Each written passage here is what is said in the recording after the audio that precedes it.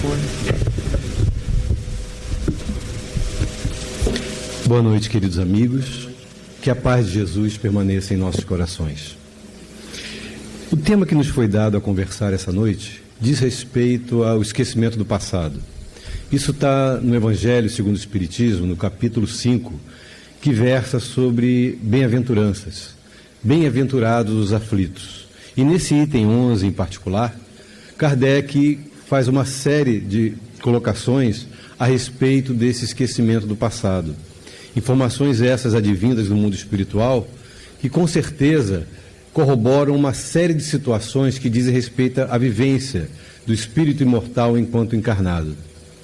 E o esquecimento do passado, na verdade, ele já nos traz dois conceitos fundamentais dentro da doutrina espírita e dentro da conceituação até científica humana, que são esquecimento. Nós estamos falando de quê?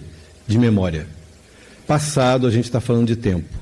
Então a gente está falando de memória e de tempo. E não por coincidência, um grande estudioso da doutrina espírita, já desencarnado, estando no mundo espiritual, Hermínio de Miranda, escreve um livro exemplar, que já teve a oportunidade de ler, A Memória e o Tempo, no qual ele discorre amplamente sobre o assunto.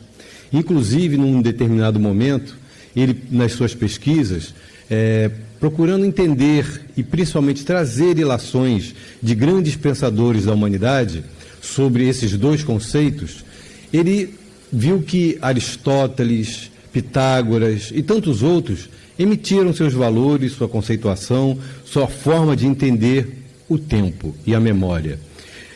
No quesito memória, o conceito que Hermínio de Miranda achou mais interessante não foi de nenhum dos grandes pensadores, foi de uma criança anônima, que, perguntada a ela o que era memória, ela fala: é aquilo com que eu esqueço. É perfeito. É simplesmente genial, porque é exatamente isso que acontece.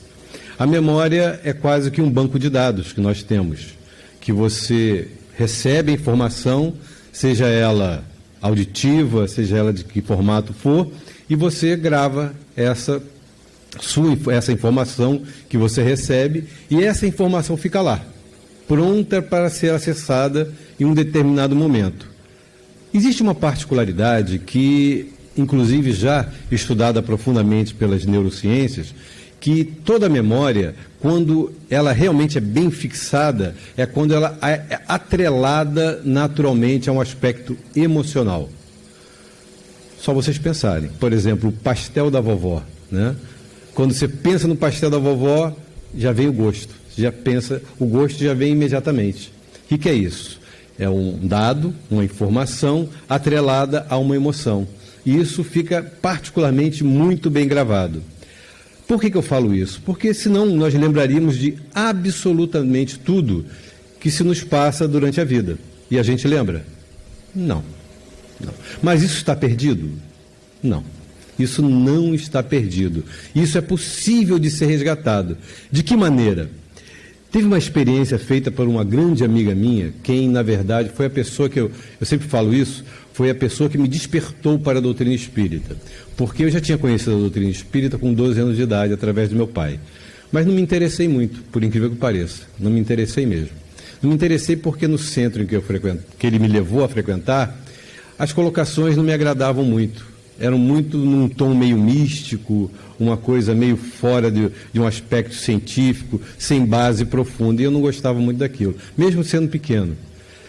E depois que eu conheci a Anete Guimarães, a coisa mudou.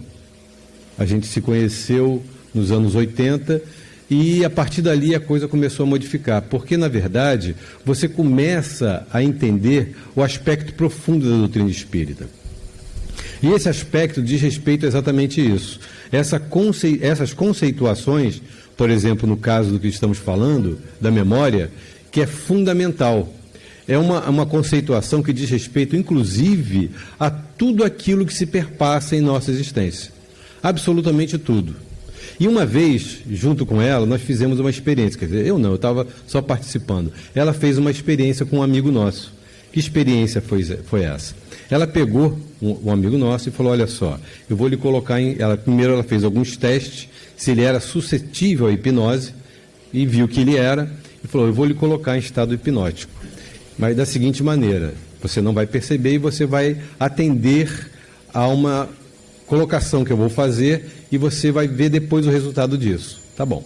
E ele se deixou levar e simplesmente o que ela fez? Ela botou ele em estado hipnótico e pegou um livro que ele nunca tinha lido na vida e abriu só uma página, uma vez assim, abriu e fechou. Ela só fez isso, abriu e fechou. E pronto. E tirou ele do estado hipnótico e falou, olha só, Rafael, o nome dele era Rafael. Ele já é médico, inclusive. Na época ele era um garotinho. Rafael, me diga o seguinte, você conhece esse livro aqui? Ele falou, não conheço esse livro, nunca li esse livro na minha vida. Então eu quero o seguinte, agora você... Aí ela deu um chamado link, né, psicológico, ela fala uma palavra e quando ela falou a palavra, automaticamente ele entrou no estado. Então ela pediu para ele o seguinte, agora eu gostaria que você lesse para mim toda aquela página que eu abri para você. E ele começou a ler a página todinha para ela. E as pessoas que estavam lendo o livro viram que ele estava descrevendo todinha a página. E ele só fez isso, abriu e fechou. Ou seja, ali para mim estava comprovado que realmente tudo que se passa em nossas vidas está gravado. Só que, por uma questão de dificuldade de apreensão e principalmente de ligar essa cognição a um fator emocional profundo, ela se perde, pelo menos momentaneamente. Então, para ter acesso a ela, é muito difícil. Então, se alguém perguntar assim, você bebeu um copo d'água no dia 17 de setembro de 2017, às 12 horas do dia? Você fala, não sei, não tenho a menor ideia. Mas se colocar em estado hipnótico, você vai lembrar. Por quê? Porque você não consegue mesmo acessar isso. Em estado de vigília, você não consegue, a não ser que você realmente tenha uma memória singular e consiga fazer essa captura desses dados que estão armazenados, o que normalmente não acontece. Então, por isso mesmo, a memória ela tem esse aspecto. Então, o esquecimento atrelado à memória diz respeito ao quê? A uma condição natural que o espírito imortal se coloca através das leis divinas para que ele, nesse estado, ele não tenha acesso a memórias do seu passado. Por quê? Porque é vedada a ele essa memória desse acervo que está ali, está pleno para ele, mas só que ele não consegue acessar. Por que ele não deve acessar? Ou por que ele poderia acessar e mesmo assim não consegue acessar na maioria das vezes? Bom, é uma resposta simplista, né? Bom, se está guardado, deve ter um motivo muito sério, né? Isso é uma resposta simplista, mas ela não deixa de ser verdadeira, porque realmente é isso que acontece. Está guardado e tem um motivo muito sério para estar guardado, porque possivelmente se você tivesse contato, se nós tivéssemos contato com essas informações do pretérito, possivelmente o nosso navegar na atual existência seria muito difícil. Vocês imaginam? Pois não. Desculpa te interromper. Por favor. Não, é que existe alguém dono dessa placa KPT 0546? Um Onix prata? É de alguma pessoa aqui? Não, né? É porque bateram nesse carro agora aqui na subida, aí o rapaz está lá esperando para tentar conversar. Então ninguém anda aqui, tudo certo. Então, na verdade, se está muito bem escondido, tem essa motivação. E essa motivação diz respeito à lei de progresso. O espírito, necessariamente, nós, quando encarnamos, temos por determinismo um único fator, ou seja, a evolução, o progresso. Esse é o fator principal. Estamos aqui para crescer, para evoluir, para aprender. E lembrar-se desse passado seria um impeditivo.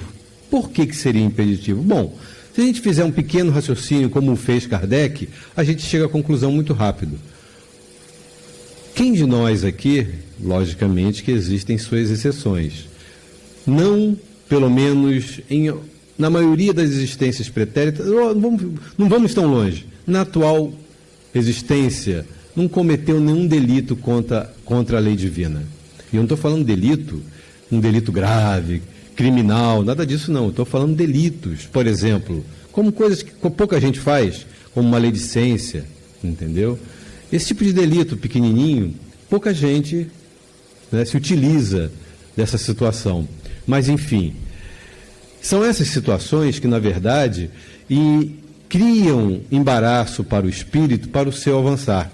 E por isso mesmo, se elas na atual existência já criam embaraço para o nosso avançar, quando a gente é acometido de um erro, de algum porte, mesmo que relativamente pequeno, a gente se sente já constrangido, imagine um erro extremamente grave do passado.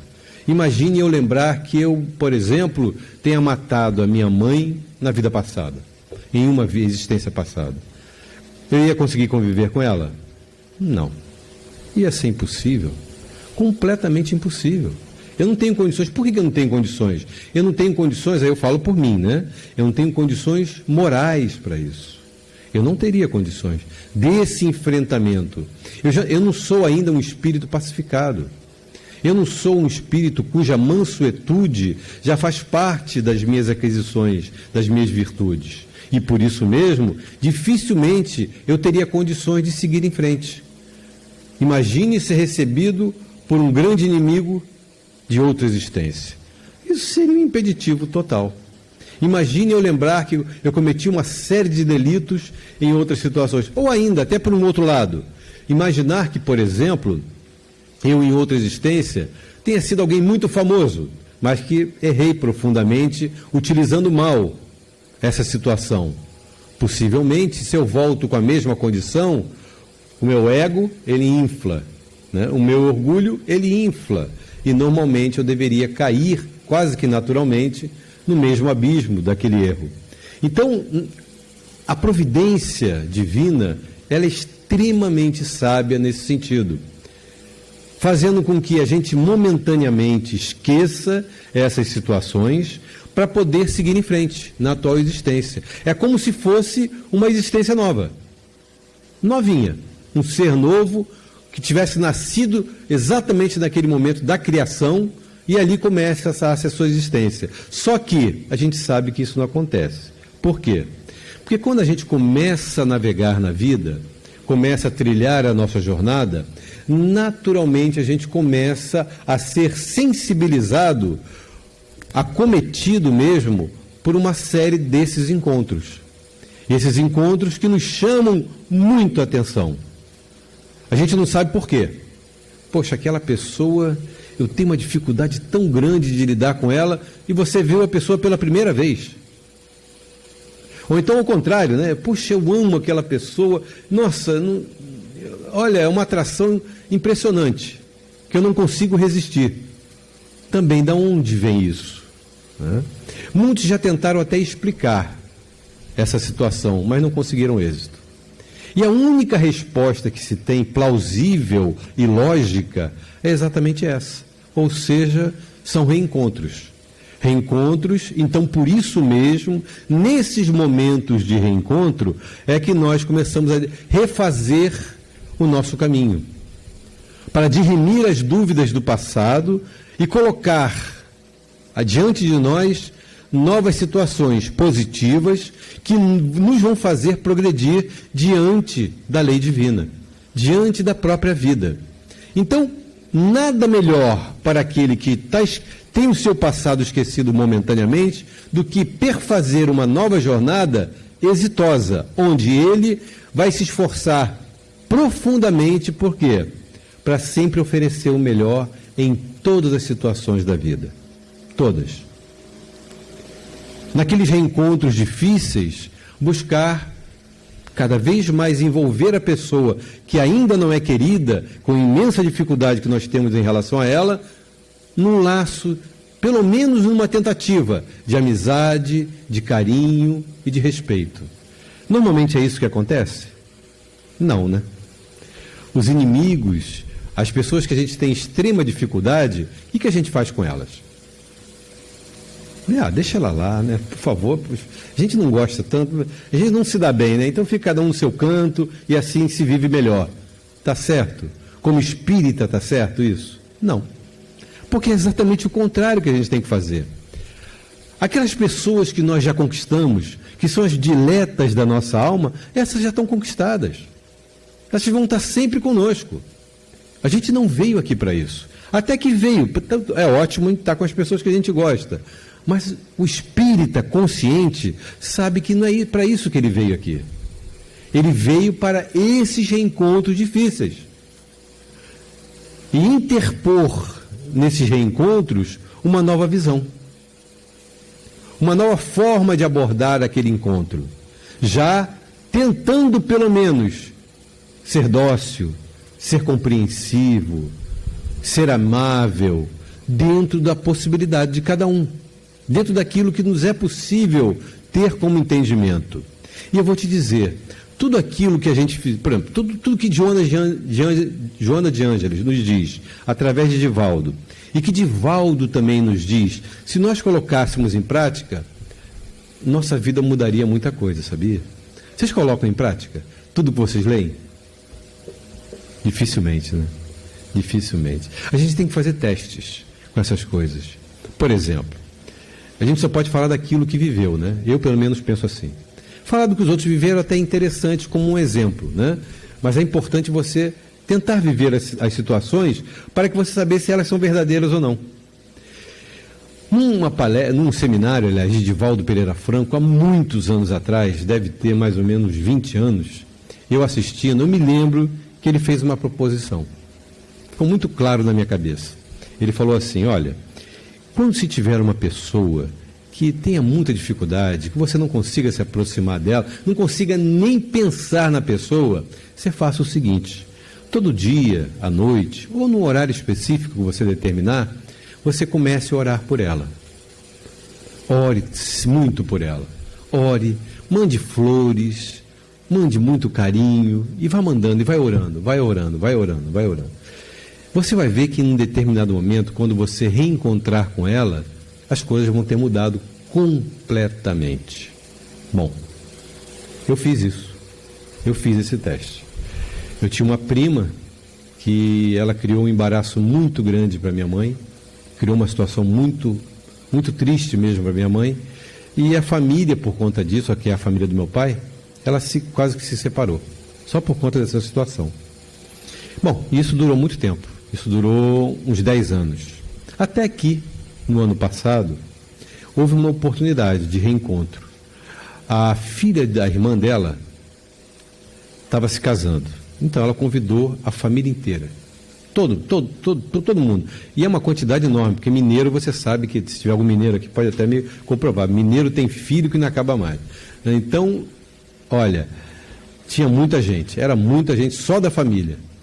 Bom, lá eu a reencontrei, como reencontrei outro desafeto também, que eu tinha muita dificuldade.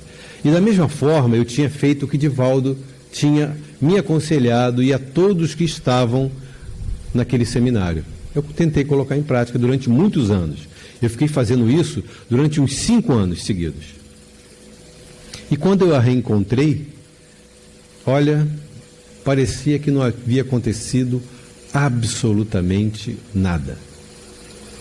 E uma das pessoas, que era o meu tio, que era é uma pessoa ainda, melhorou bastante, ainda bem, todos melhoramos, né, de alguma maneira, era uma pessoa muito difícil. A primeira coisa que ele falou para mim, ele falou assim, Jair, eu estava esperando esse reencontro, esse teu abraço há muito tempo. Eu falei, olha só, olha só o que se faz, né? A gente pensa que é mágica, a gente pensa que não acontece, a gente acha que, isso é besteira, mas coloca em prática. Tenta colocar em prática para ver se funciona. E funciona. Por quê? Porque pensamento é vida. Pensamento, ele até se materializa, se você tiver capacidade para isso. O pensamento, segundo os espíritos, é a maior força do universo. É a maior força do universo, repito eu. Então, o que nós somos capazes de fazer? Então, na verdade, quando estamos aí trilhando a nossa jornada atual, é fundamental, principalmente para o cristão e para o espírita, entender que esses reencontros, eles é que são as âncoras fundamentais onde nós devemos aportar e ali colocar tudo que nos for possível de melhor para criar uma situação positiva e mudar o quadro da nossa vida. Porque a gente não está só mudando o quadro da outra pessoa, não. A gente está mudando principalmente da nossa. Que aos pouquinhos estamos nos tornando uma pessoa melhor. Você só imaginar que você ficar orando durante 5 anos para uma pessoa só, isso de alguma forma lhe modifica. Você pode ter certeza absoluta que lhe modifica. Por quê? Primeiro, que você não está cultivando pensamentos negativos. Segundo, você está, ao contrário, você está criando situações positivas dentro de você, da sua ambiência psíquica. E isso faz com que você, naturalmente, paulatinamente, vá se tornando uma pessoa melhor, mais capaz. E naturalmente também, criando essa ambiência, quando você se reencontra com esses desafetos, parece que se desfaz todo o laço. Tudo aquilo se desfez. Então, esse esquecimento do passado, ele se torna, então, fundamental para o nosso viver. E o passado, enquanto uma âncora no tempo, ele, na verdade, é só uma âncora no tempo mesmo. Porque nesse mesmo livro, da Memória e o Tempo, de Hermínio de Miranda, ele cita um matemático inglês que ele fez a seguinte proposição. Para ele, o que era o tempo? Ele fez uma demonstração matemática e visual. Ele colocou o seguinte, ele colocou uma linha contínua toda ela ramificada, né? Não é nem ramificada, ela desenhada mesmo, como se fosse ela toda desenhada. Uma linha do tempo desenhada. E no meio, ele disse o seguinte, ele fez a seguinte proposição, como se colocássemos uma cartolina. E nessa cartolina, no meio, tivesse um furo aqui. E o que somos nós? O que é o agora? O agora é esse furo na cartolina. Então, que você vai andando nessa linha contínua do tempo, do eterno passado e o eterno futuro. Então, você vai caminhando. Só que existem determinados momentos que você pode tirar a cartolina. E quando você tira a cartolina, o que acontece? São aqueles momentos, por exemplo, em que você faz uma viagem no tempo, não sei se já aconteceu com vocês. Comigo já aconteceu. Já aconteceu com várias pessoas, isso é muito natural. Você sonhar, por exemplo, com uma coisa e ela acontecer. Né? É isso que a gente fez. Esse exemplo desse matemático é exatamente isso. Foi uma incursão no tempo que a gente fez, fora do corpo, e foi lá. E viu a situação, voltou. Aí quando a gente passa pela situação, você... Quem passou por isso sabe como é que é. Parece que você está parado vendo o quadro passar. É impressionante. Isso aconteceu comigo, eu tinha uns 10 anos de idade. Eu me lembro claramente. Tudo aconteceu. Eu sonhei com a situação e ela foi passando. Todinha. E eu fiquei impressionado com aquilo. Mas eu era muito pequeno, não dei muita... Mas aí depois, mais velho, estudando a doutrina espírita, eu comecei a ver o que tinha realmente acontecido comigo e que acontece com a maioria das pessoas. Essas incursões no tempo. Então, na verdade, a gente tem o quê? A gente tem essa incursão do tempo, que é natural ao espírito, até porque o tempo sem a memória ou sem as coisas, ele é alguma coisa? Não é nada. O tempo não é nada.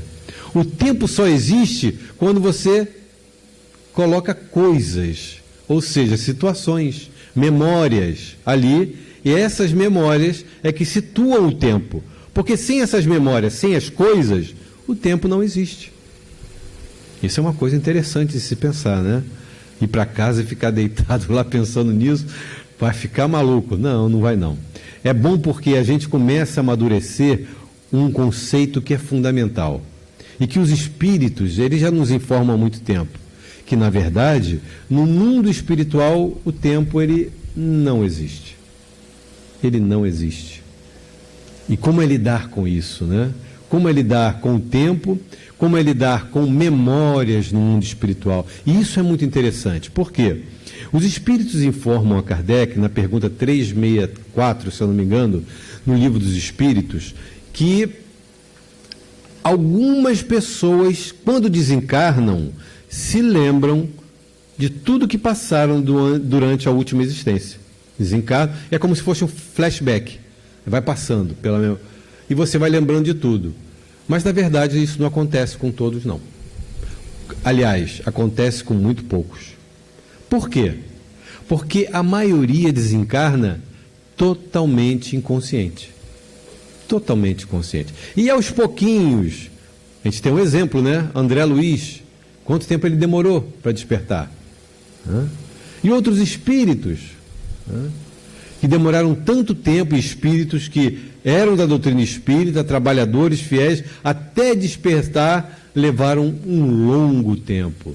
Por quê? É a questão da consciência. É você permanecer vivo, conectado e consciente 24 horas por dia. Eu digo 24 horas, por quê? Porque o espírito não dorme, quem dorme é só o corpo.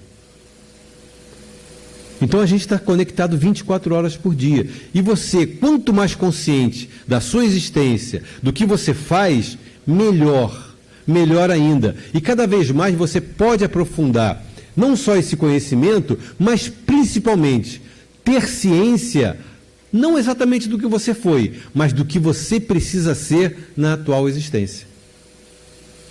Porque você vê o quê? Através das suas tendências, através dos seus pensamentos, e principalmente também através das intuições que nós trazemos. Intuições advindas, muitas do mundo espiritual, dos nossos amigos espirituais, e outras tantas advindas de quem? De nós mesmos. Nós mesmos. Por quê? A gente deve lembrar o seguinte: quando a gente reencarna, é feita uma programação. Na grande maioria das vezes, o espírito ele não tem possibilidade de participar dessa programação. Mas é feita uma programação, mesmo que ele não tenha consciência disso. É feita essa programação. E essa programação está ali, em estado latente.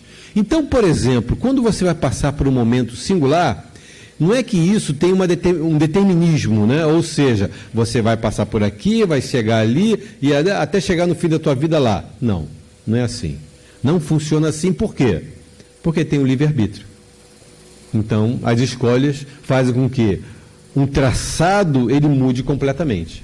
Então, na verdade, o que acontece é que, em determinadas situações, em determinados momentos, pontos desse traçado que é a nossa existência, nós somos chamados a atenção pela nossa consciência. É aquele momento sine qua non, em que você tem que tomar uma decisão, e essa decisão vai ser fundamental para a sua existência. Pode parecer até uma coisa boba, como, por exemplo, tomar uma decisão se eu vou tomar alguma coisa de alguém para benefício próprio, porque existe uma situação importante que eu preciso tomar, e eu preciso tomar aquela situação daquela pessoa. Então eu vou tomar aquela situação porque vai ser bom para mim e para outras pessoas no futuro, mas eu vou estar prejudicando aquela pessoa. Se há um prejuízo, é exatamente nesse momento que você deve pensar: poxa, mas eu estou prejudicando alguém. Eu devo fazer isso? Não. Logicamente, eu estou criando uma situação que é bem grandiosa, mas o que nos importa mesmo é perceber o seguinte, que essas situações, na maioria das vezes, são situações pequenininhas, que a gente não dá importância, mas que elas são fundamentais para o nosso percorrer, para que sejamos exitosos dentro da programação a que nos colocamos na atual existência. Então, por isso mesmo, essas intuições, esses momentos, essas memórias do mundo espiritual, da nossa programação, elas nos acometem em determinados momentos. E ali é o momento decisório. Que decisão você vai tomar? Quando sua decisão é sempre que é dada pelo bem, pela verdade, pelo equilíbrio, não precisa nem se preocupar, tomou a decisão certa. Quando ela, mas não sei, talvez alguém seja prejudicado, possa acontecer isso, mas peraí, não é bem assim? Pode ter certeza que não é a decisão mais adequada. Pode ter certeza absoluta. E é nesses momentos em que a gente cria um embaraço. Cria uma série de dificuldades para nós mesmos e para os outros. E são nesses momentos de dificuldades que ficam gravados na nossa memória e que a gente tem que fazer o quê? Revisá-los no futuro, através de uma nova encarnação. Então, o que nos caberia como pessoas conscientes é o quê? É não nos deixarmos quedar pelas situações negativas, de forma nenhuma. Não existe o porquê que deva me motivar a criar um embaraço, uma situação negativa, seja para mim, seja para quem quer que fosse. Qualquer pessoa que esteja ao meu derredor. O que eu devo fazer é sempre o bem possível, independente da situação. Se eu não faço isso, eu arco com as consequências disso.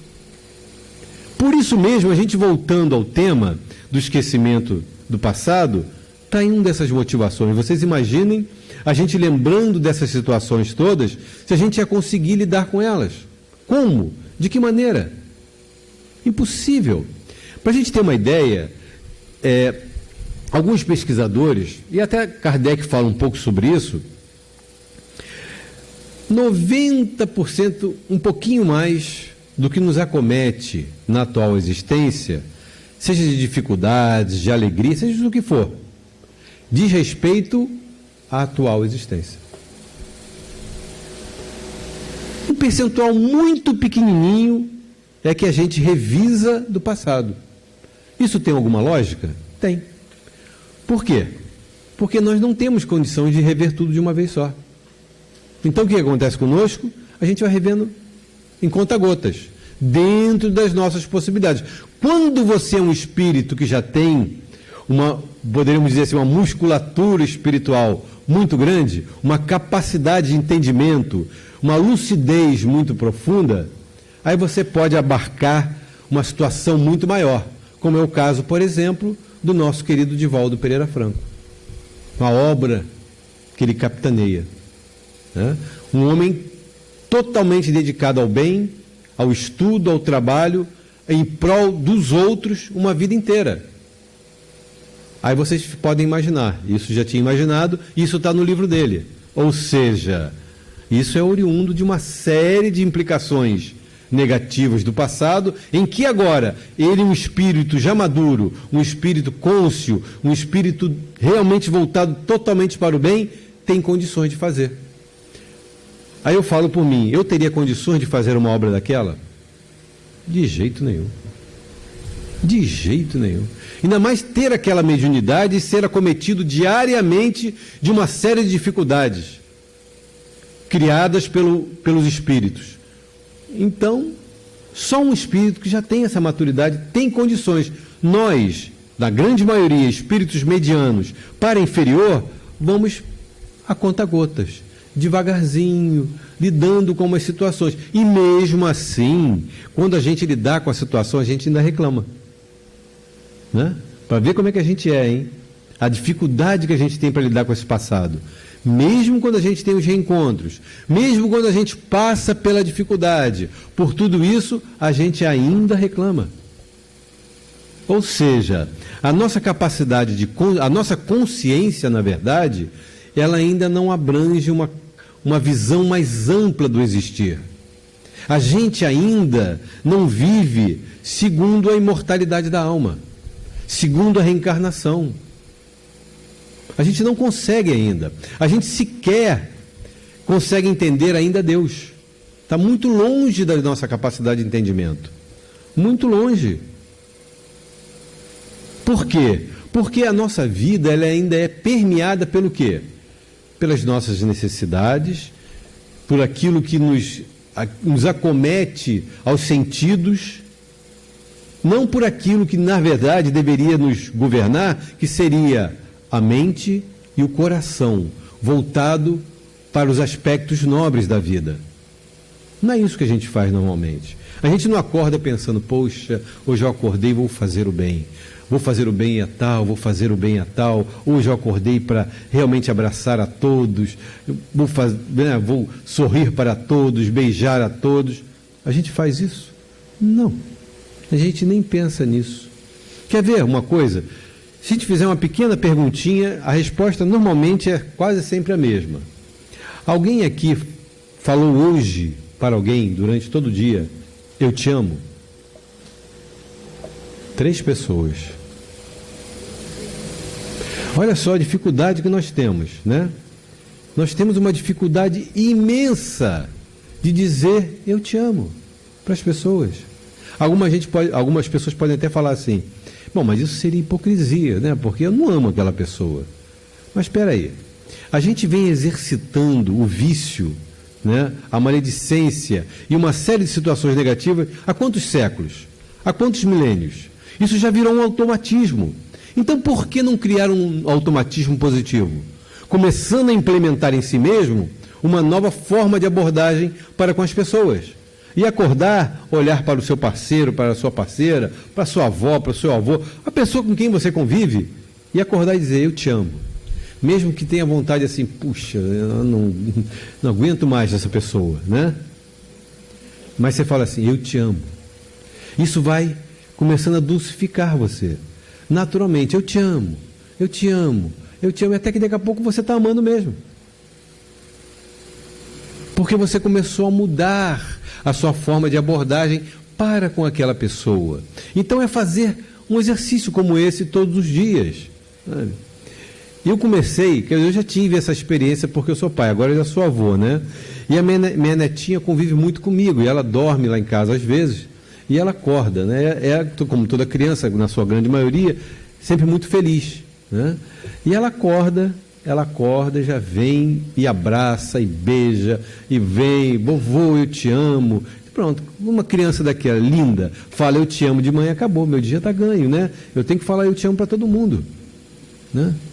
Porque é isso, são esses os valores da vida, é que são importantes.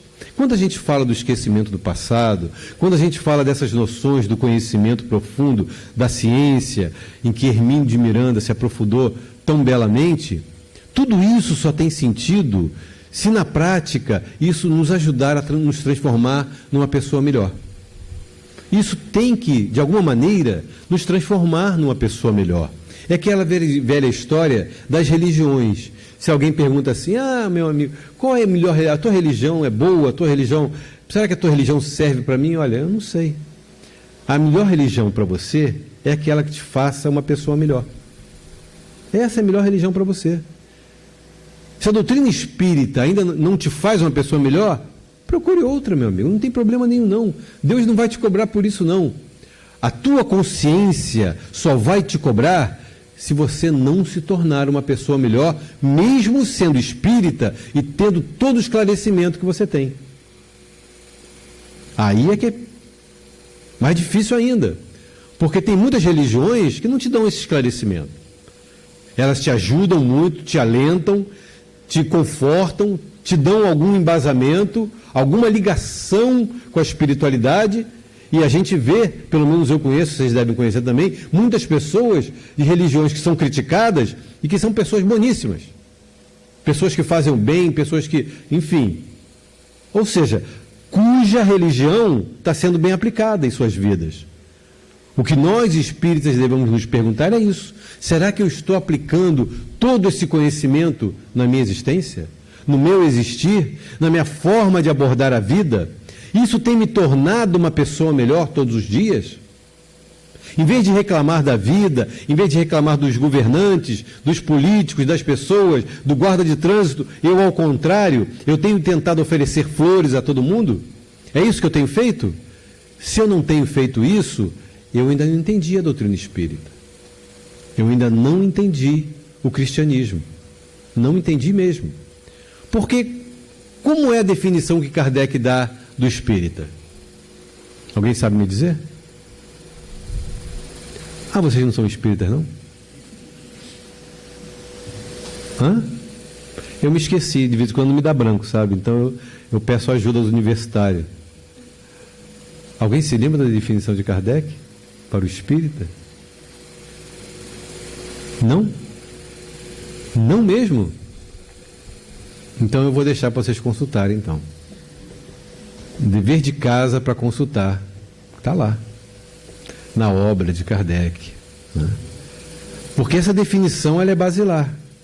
Porque ela que nos dá a compreensão de como proceder e também como não exigir dos outros tanto, porque todos têm as suas limitações. Todos têm as suas dificuldades. Todos tiveram e têm as suas experiências completamente diferentes. Completamente diferentes. E por isso mesmo, todos merecem respeito. Seja quem for. Todas as pessoas merecem respeito. E cada um tem que falar por si, né? Eu não tenho direito de criticar a ninguém. Não tenho esse direito. Absolutamente, seja quem for. Pode ser meu filho, pode ser minha esposa, pode ser quem for. Eu não tenho esse direito de criticar. O que eu tenho direito é, sim, de interrogar e de ajudá-lo dentro daquilo que eu achar possível, que eu possa colaborar para o seu crescimento. E se eu não conseguir nada disso, se eu for uma pessoa ignorante, que não tenho capacidade, então que eu o envolva com todo o amor possível. Porque o amor, ninguém resiste ao amor. Ninguém. Absolutamente ninguém resiste ao amor. E todo mundo aqui também deve conhecer, eu pelo menos tive, porque, como eu falei, eu sou de uma parte da minha família é mineira. E lá, a minha vozinha, ignorante, analfabeta, era de um amor incrível, apesar de ser uma pessoa duríssima pela vida que teve e tudo mais, uma pessoa extremamente amorosa, amada pelos seus filhos assim ao extremo. Por quê? Porque apesar da dureza, apesar da ignorância, todos os seus gestos envolviam o quê? O desejo de que seus filhos fossem felizes. Isso é o mais importante. Isso é o mais importante. Então, ter essas noções profundas, foram elas desenvolvidas e trazidas pelo nosso Mestre Maior. Jesus, ele nos trouxe isso. E nesse capítulo 5, que nós viemos conversar, ele fala o quê? Bem-aventurados os aflitos. Mas são todos os aflitos? E por isso mesmo ele coloca aí o esquecimento do passado, como uma condição para encontrar essa bem-aventurança. Todos os aflitos são bem-aventurados? Não. Não. Até porque, no mundo em que a gente vive, de prova e expiação, quase todo mundo passa por aflição. Todo mundo passa por aflição. Não é o você passar pela aflição, é como você passa pela aflição, sem reclamar. Inclusive, se puder, agradecendo a vida, agradecendo a Deus a dificuldade, a lágrima vertida, a dor, porque tudo isso é somente um momento de aprendizado. Por isso que eu fiz questão de falar do tempo e da memória, porque quando a gente vê essa elasticidade do tempo, esse momento em que a gente está vivendo agora, de 80, 90 anos para alguns poucos, né? O que é isso na eternidade? Não é nada. Não é absolutamente nada. Então, por isso mesmo, o melhor é se envolver profundamente no que nos propõe a doutrina espírita, nesse determinismo de encontrar em nós tudo o que é possível para o progresso, não só nosso, mas de todas as pessoas com as quais estamos envolvidos, para que assim a gente possa estar fazendo aquilo que a vida nos propõe. A verdadeira felicidade. A busca do bem supremo, que está aonde? Dentro de cada um de nós. O que é esse bem supremo? Logicamente, ele pode ser uma série de coisas, mas uma delas, sabe qual é? É exatamente quando o espírito imortal que somos todos nós, ele, dentro da sua consciência, ele encontra verdadeiramente as leis de Deus que estão escritas ali. E quando ele encontra essas leis, tem consciência dessas leis, ele começa a viver segundo essas leis. E quando ele vive segundo essas leis, ele encontra a felicidade. E toda vez que ele foge dessas mesmas leis, ele encontra a dor, o sofrimento, né? O conflito. Ele encontra tudo isso. Por quê? Porque é a dor, o conflito, o sofrimento que vai chamá-lo a atenção para voltar a se equilibrar com a lei. Para isso.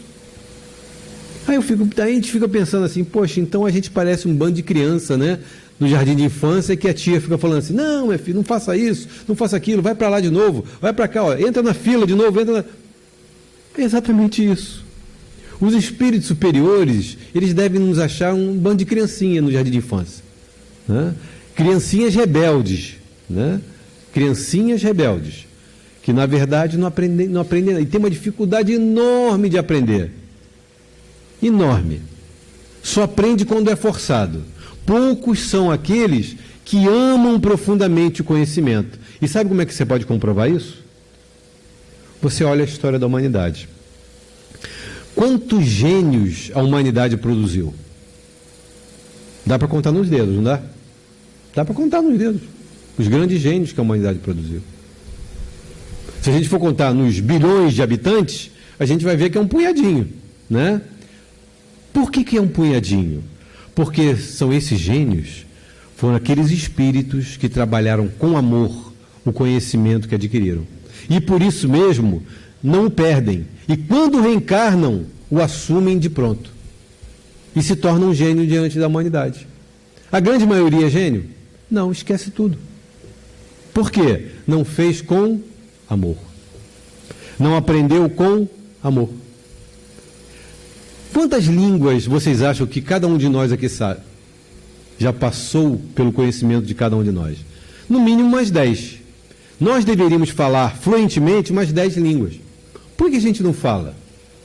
Porque a gente não se dedicou ao conhecimento profundo dessas línguas. Só por isso. Né?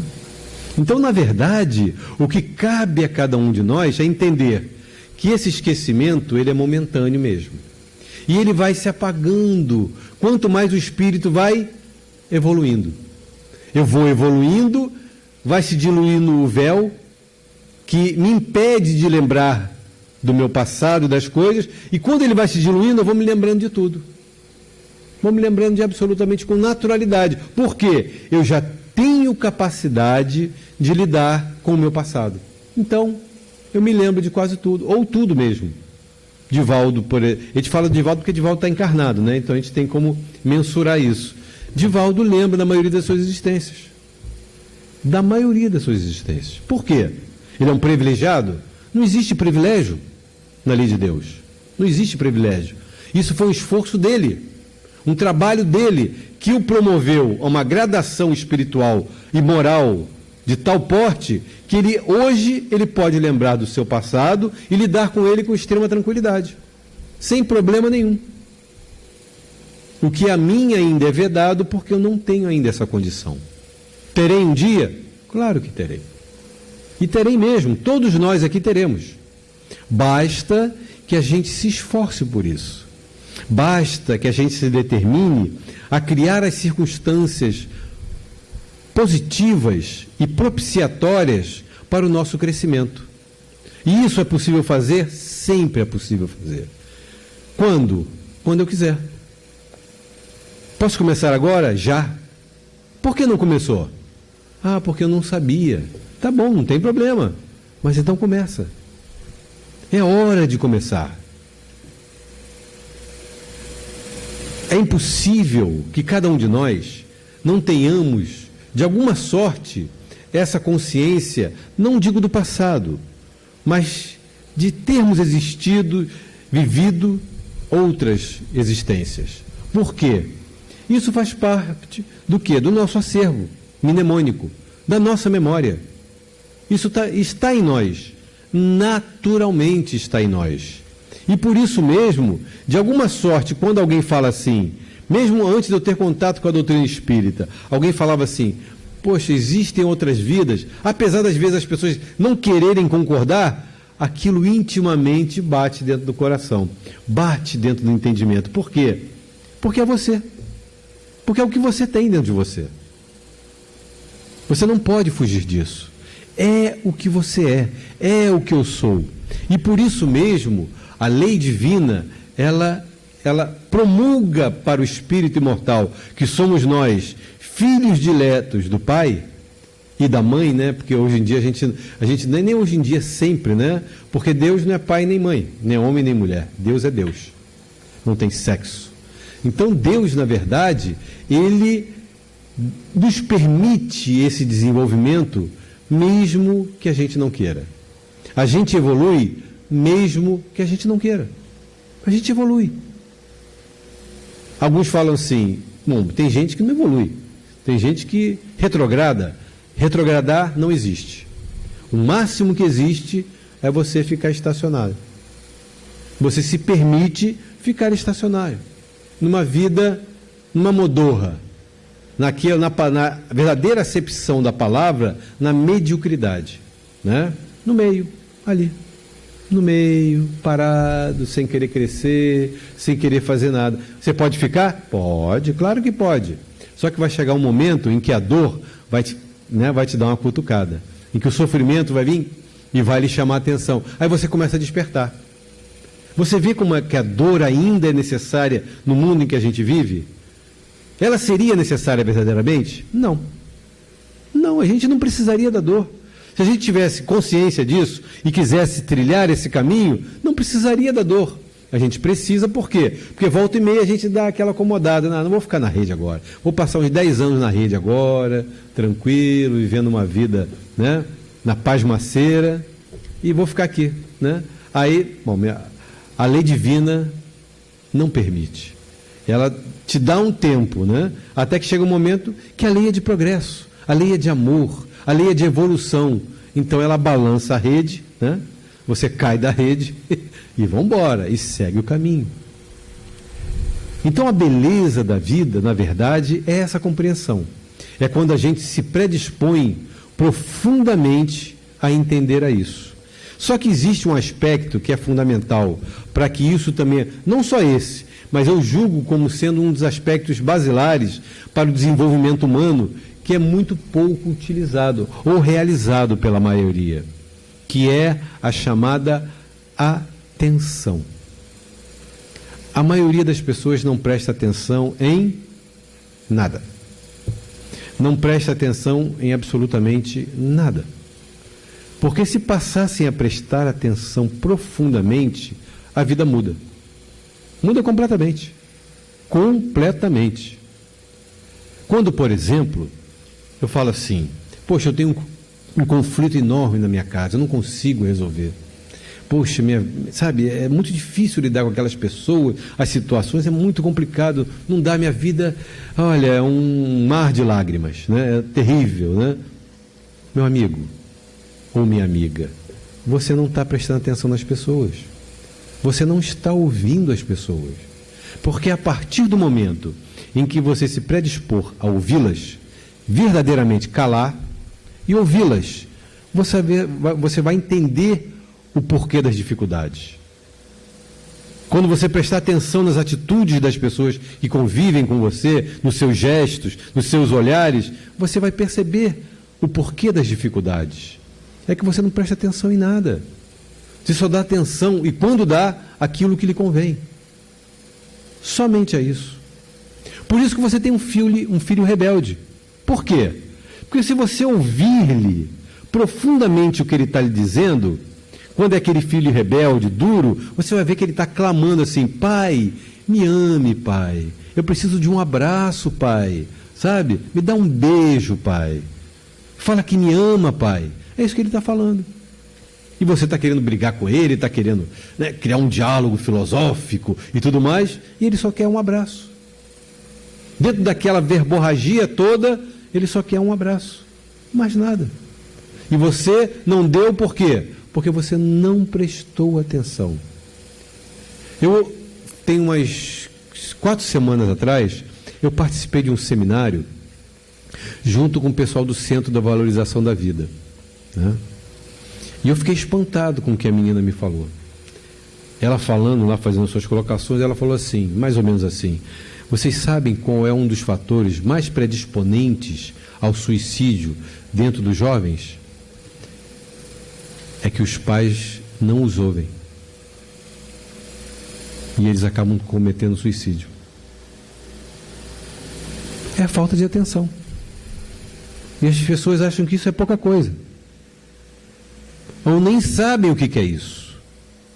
Quando a gente começa a prestar atenção nas coisas, verdadeiramente, a gente aprende mais rápido, a gente se conecta com as pessoas mais facilmente, a gente começa a ter empatia pelas pessoas e pelas coisas, começa a entender as coisas, o mundo ao nosso redor, começa a ler e entender o que está lendo, e apreender o seu conteúdo, e mais do que isso, compreende, entende e vive o conteúdo. Isso é que é o mais importante, começa a tentar colocar em prática. Então, para vocês verem como pequenas coisinhas que fazem parte do nosso existir, são tão grandiosas, E esse esquecimento do passado, ele na verdade é uma ferramenta de vida, divina na verdade, que nos proporciona o nosso avançar, que sem o qual a gente não conseguiria andar absolutamente nada nessa vida. Então, é sempre oportuno acordar e agradecer a Deus pela vida, agradecer pelo esquecimento, agradecer pelas dificuldades que nós temos ao nosso derredor, porque se elas estão mais próximas, é porque nós temos capacidade de resolvê-las, e que a gente então se esforce por resolvê-las. Agradecer a Deus pela bênção da lágrima vertida, que nos vai fazer olhar para a vida de uma outra maneira, e inclusive começar dali para frente a sorrir mais, a abraçar mais e a poder dizer a todo mundo, a todos os instantes e a cada momento: eu te amo. Que a paz de Jesus permaneça conosco.